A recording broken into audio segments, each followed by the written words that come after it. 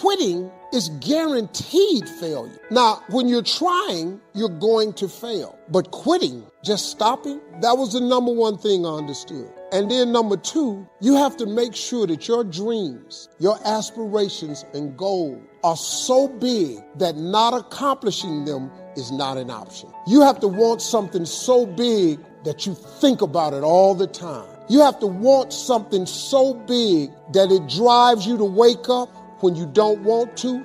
It keeps you up at night when you long been sleepy. It makes you show up, do things you wouldn't normally do. It requires extra. If you want to be extraordinary and not ordinary. If you want to be ordinary, live your life. But if you want to be extraordinary, you have to be extra. If you put extra on top of ordinary, that word is extraordinary. It requires an extra effort. If you don't want to do the extra effort, you finna be regular. There's nothing wrong with being regular. A lot of people are happy being regular. I just wasn't. I ain't want to be regular. I ain't want no regular life. I didn't want no regular house. I didn't want no regular car. I didn't want no regular clothes. I didn't want no regular checking account. I just didn't want it. I wanted to have an exceptional home. I wanted to have an exceptional bank account. I wanted to travel exceptional places. Now, if you don't want that, it's perfectly fine. You can be really happy being ordinary. But if something's burning in you, you got to deal with it. If you don't deal with it, you're going to be disappointed. See, being regular is cool. There's nothing wrong with it. You get a regular job, regular house, regular car. You get regular money. You have regular hours. You can dress regular. You can just go to the family reunion, take your ass back home. You just travel regular. You go on vacation once a year. That's cool. No problem. You can get you a coach ticket, economy ticket, regular. You want to fly first class? You want to sit in the front of the plane? See, let me tell you something. You know what you ought to do? Save your money and buy a first class ticket. This is how you train yourself to be successful. Save your money, get an upgrade, buy a first class ticket. Because when you sit in first class, you're going to understand something. The seats are wider. You get a choice of meals, chicken, beef, or fish. You get a bowl of warm nuts. They give you a hot towel to wipe your hands. Why do you think when their plane take off, they close the curtain to first class? Because they can't let these regular people, they cannot let you see what the is going on up there. You can do it right here. In fact, we could all do ourselves a favor by developing the philosophy of an ant. There are at least two reasons why ants are unique and important. For one thing, an ant always knows where it wants to go, and it keeps trying to find a way of getting there, no matter what. If you put a pebble in front of an ant, the first thing it does is try to find a way around the pebble. It tries to go one way. If it can't get around there, it tries to go the other way. And if it still can't get around, then it tries to climb over the pebble. And if for some reason it can't climb over the pebble, it will try to lift the pebble, even though the pebble may be hundreds of times larger than the ant itself. And if it finds it can't lift the pebble, it will look for other ants to help. And if all the ants working together can't lift the pebble, they will finally start digging a tunnel underneath it. And even if that doesn't work, they will literally start trying to gnaw their way through the pebble. How long will they keep trying? They'll keep trying until they die. Because the one thing they will never do is quit. That's the ant's philosophy of achievement. And we might all want to incorporate it into our view of the world. The other reason ants are important is because of what they do in the summer. During the summer, the ants plan for the winter. They don't have any credit card. They don't use the present moment to create debts and liabilities for themselves in the future. They use the present moment to create assets for themselves. Do you remember the fable about the ant and the grasshopper? The grasshopper laughed at the ant for working so hard all summer. The grasshopper just enjoyed himself, leaping around in the high grass without a care in the world. And when the winter came, he starved to death, while the ant had plenty to eat. Remember, we've all been grasshoppers at some point in our lives. Just make sure you're not one now. Character is the means for transforming ideas into achievement. It's somewhat abstract in the sense that you can't lay your hand on it or point to it or weigh it on a scale. But in a very real sense, character is what allows you to get where you want to go. If you want to drive from your home to a store on the other side of town, you'll need an automobile with gas in the tank. And you'll need keys to start the car, but you'll also need to know how to drive. You'll need judgment, based on life experience to tell you when to step on the brakes?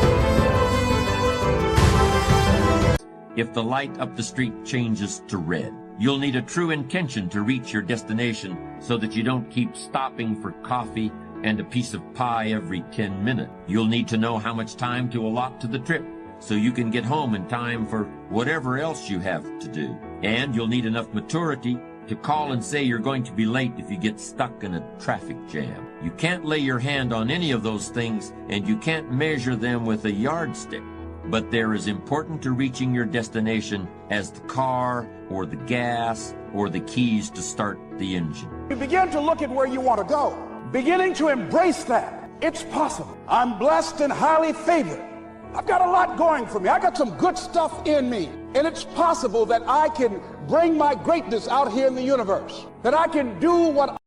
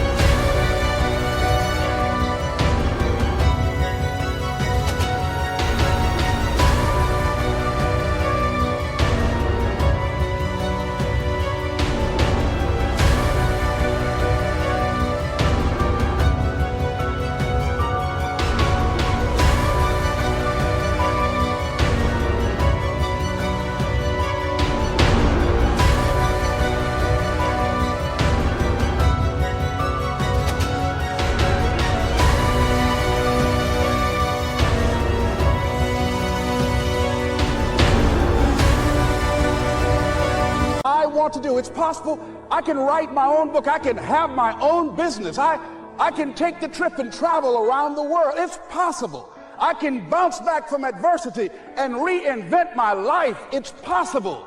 Regardless of where I am, the things can get better for me. It's possible. I'm thinking about two men right here in Chicago who were fairly successful, similar background, educated. They worked for a corporation for many years, and they were among many people that were laid off. Two guys who were very good friends. One went out looking for a job for several weeks along with the other one, and they faced disappointment and rejection again and again and again. They couldn't find any work, which is the story of many people across this country. One guy stopped. He became discouraged. He stopped going.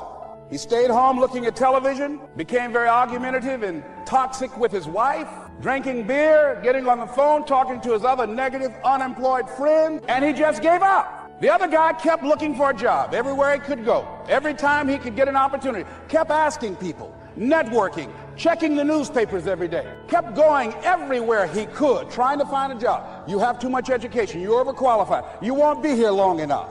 He kept going. He kept going. He went to a place and said, look here, I tell you what, if you can't hire me, and I know you can use my talents, abilities, and skills, I don't want to sit home and do nothing. Just let me do some volunteer work. You don't have to give me anything, all right? I just want to work. I want to be busy. Guy said, okay, it's on you now, but don't expect me to give you anything. It's okay. This guy came in and worked. He was the first one there.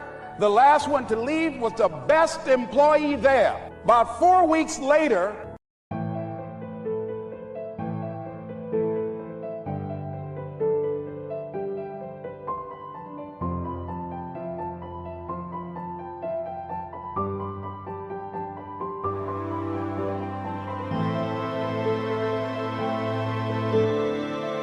one of the top managers quit. They were looking for a replacement. Guess who they selected? This other guy. This guy who was volunteering his time. He got the job. What was the difference between the two men? Eyesight and mindsight. Eyesight is judging on what you see, judging according to appearances. But mindsight is how you interpret what you see. One guy said, it's not possible. It's over. I'm finished. I can't do it. I can't make it. He surrendered. I've faced rejection again and again. I'm not going anymore. There are no jobs out there. But this other guy, he felt that in spite of the no's and rejections, in spite of how bad the economy is, in spite of what the newspapers are saying, that it's possible.